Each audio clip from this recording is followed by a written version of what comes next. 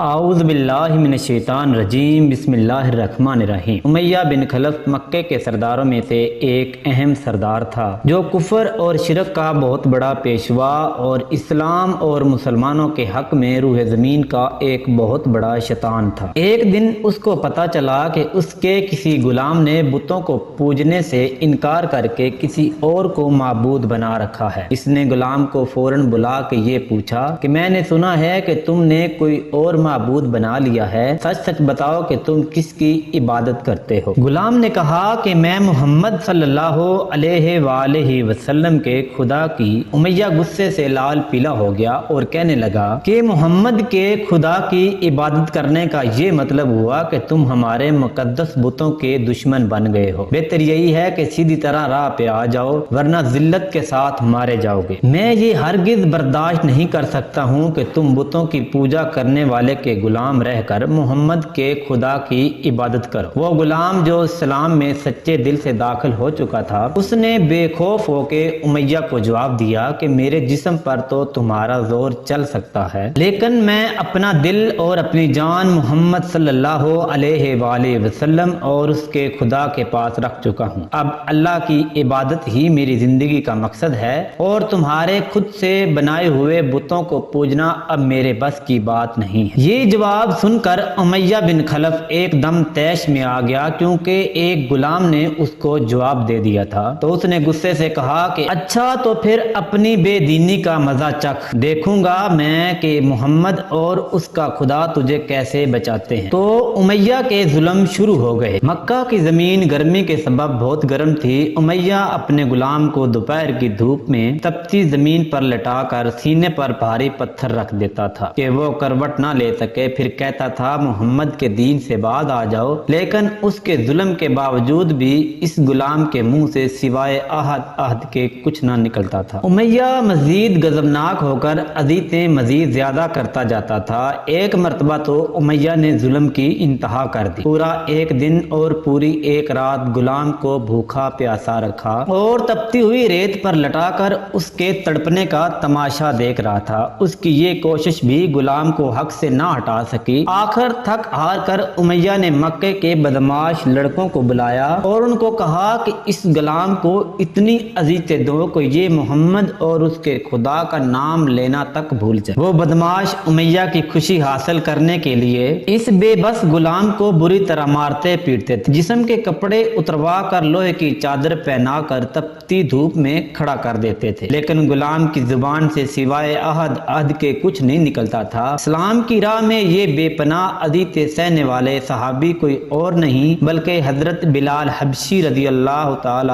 عنہ تھے۔ انہی ظلم و ستم کے دوران ایک دن حضرت ابو بکر صدیق رضی اللہ تعالی عنہ کا ادھر سے گزر ہوا۔ آپ رضی اللہ تعالی عنہ نے امیہ سے فرمایا کہ اے امیہ، اس بے کس اور مظلوم پر اتنا ظلم و ستم نہ کر، اس نے تمہارا کیا بگاڑا ہے؟ وہ صرف خدائے واحد کی عبادت کرتا ہے، اگر تو اس پر احسان کرے تو یہ احسان آخرت میں تیرے کام آئے گا۔ اس پر امیہ نے نہایت حقارت سے کہا کہ میں تمہاری اس خیالی آخرت کو نہیں مانتا، جو میرے دل میں آئے گا میں تو وہی کروں گا۔ صدیق اکبر اس کی اس بات پہ کافی افسردہ ہوئے، لیکن پھر بھی آپ رضی اللہ تعالی عنہ نے اس کو سمجھایا کہ اس مظلوم پر ظلم کرنا تیری شان نہیں ہے۔ جس پر امیہ نے تنگ آ کر کہا اگر تم اس کے اتنے ہمدرد ہو تو اسے خرید کیوں نہیں لیتے؟ حضرت ابو بکر صدیق جٹ سے تیار ہو گئے اور فرمایا بولو کیا دام لوگے؟ امیہ نے کہا تمہارے پاس ایک غلام ہے جس کا نام فستاوت رومی ہے، وہ مجھے دے دے اور اس کو لے جا۔ حضرت ابو بکر صدیق رضی اللہ تعالی عنہ فوراً ہی راضی ہو گئے، جبکہ امیہ کا خیال تھا کہ فستاوت ایک نہایت ایک کارآمد غلام ہے جس کی قیمت زیادہ ہے اور حضرت ابو بکر رضی اللہ تعالی عنہ اس کو دینے سے انکار کر دیں گے۔ مگر آپ فوراً راضی ہو گئے تو امیہ کو سخت مایوسی ہوئی، تو اس نے ساتھ ہی 40 اوپیہ چاندی کی فرمائش کی۔ اسے بھی حضرت ابو بکر صدیق رضی اللہ تعالی عنہ نے باخوشی ادا کر دیا۔ حضرت بلال حبشی رضی اللہ تعالی عنہ کو ساتھ لے کر دربار رسالت میں حاضر ہوئے اور سارا ماجرا کہہ سنایا۔ آپ صلی اللہ علیہ وآلہ وسلم نہایت ہی خوش ہوئے اور فرمایا کہ اے ابو بکر اس کار خیر میں مجھے بھی شریک کر لیں۔ صدیق رضی اللہ تعالی عنہ نے فرمایا کہ یا رسول اللہ صلی اللہ علیہ وآلہ وسلم میں اس کو خدا کی راہ میں آزاد کر چکا ہوں۔ یہ سن کر زبان رسالت سے صدیق رضی اللہ تعالی عنہ کے لیے کلمہ رحمت جاری ہوا۔ حضرت بلال حبشی رضی اللہ تعالی عنہ نے اس غلامی میں 28 سال گزار دیے، لیکن آپ کیونکہ نہایت ہی نیک اور پاکیزہ طبیعت کے تھے، لہذا جب صلی اللہ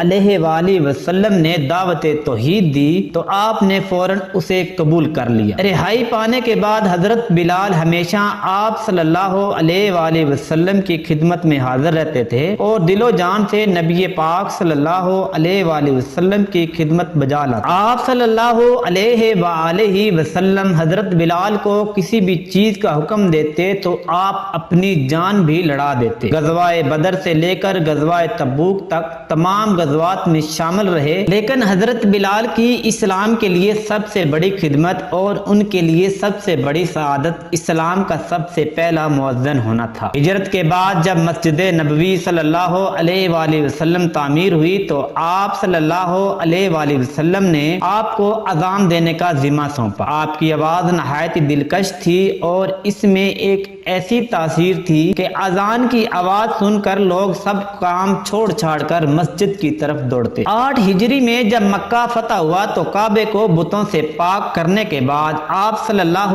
علیہ وآلہ وسلم نے حضرت بلال سے فرمایا کہ اے بلال کعبے کی چھت پر کھڑے ہو کر اذان دو، اور یہ مبارک سلسلہ آپ حضور صلی اللہ علیہ وآلہ وسلم کی حیات مبارکہ تک اس ہی محبت اور عقیدت کے ساتھ جاری رہا۔ لیکن 11 ہجری میں جب آپ صلی اللہ علیہ وآلہ وسلم نے سفر آخرت اختیار کر لیا تو اس عاشق رسول پر غم کا پہاڑ ٹوٹ پڑا اور مدینے میں رہنا اب آپ کے لیے دشوار ہو گیا۔ آپ کو ہر وقت پیارے نبی حضرت محمد صلی اللہ علیہ وآلہ وسلم کی یاد ستاتی رہتی۔ آپ صلی اللہ علیہ وآلہ وسلم سے آپ نے سنا ہوا تھا کہ مومن کے لیے سب سے افضل عمل جہاد فی سبیل اللہ ہے، لہذا آپ نے خلیفہ اول حضرت ابو بکر صدیق کی خدمت میں حاضر ہوئے اور جہاد پہ جانے کی اجازت طلب کی، لیکن حضرت ابو بکر صدیق رضی اللہ تعالی عنہ نے آپ کو خدا کا واسطہ دے کر کہا کہ مجھے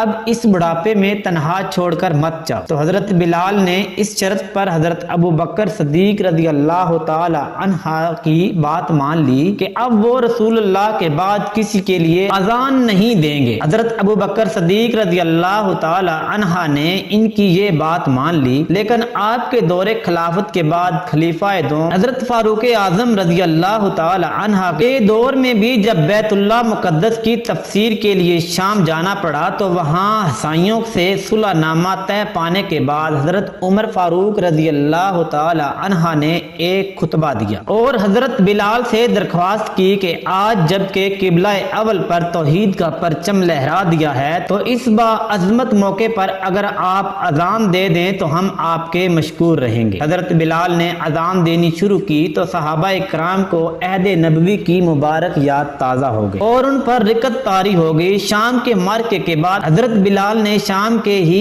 ایک گاؤں میں رہائش اختیار کر لی، کیونکہ مدینے میں آپ کو ہر وقت آپ صلی اللہ علیہ وآلہ وسلم کی یاد ستاتی رہتی تھی، لیکن ایک دن آپ نے خواب میں آپ صلی اللہ علیہ وآلہ وسلم کی زیارت کی۔ آپ ان سے فرما رہے تھے کہ اے بلال کیا ابھی وقت نہیں آیا کہ تم ہماری زیارت کے لیے آؤ۔ اس خواب نے آپ کو بہت تڑپا دیا اور آپ بے تاب ہو کر فوراً مدینے روانہ ہوئے۔ مدینے پہنچ کر حضرت بلال نے روضہ اقدس پر حاضری دی اور اس درد سے روئے کہ حاضرین بھی اشک بار ہوئے۔ وہیں حضرت امام حسین رضی اللہ تعالی عنہ اور حضرت امام حسن رضی اللہ تعالی عنہ بھی موجود تھے۔ نانا کے پیارے نواسوں کو آپ نے اپنے ساتھ لگایا اور بے تحاشا چومنے لگے۔ حضرت حسن رضی اللہ تعالی عنہ اور حضرت حسین رضی اللہ تعالی عنہ نے آپ سے اذان فجر کی فرمائش کی، بھلا اس میں رد کرنے کی کہاں گنجائش تھی۔ اگلے دن جب فجر کا وقت ہوا تو آپ نے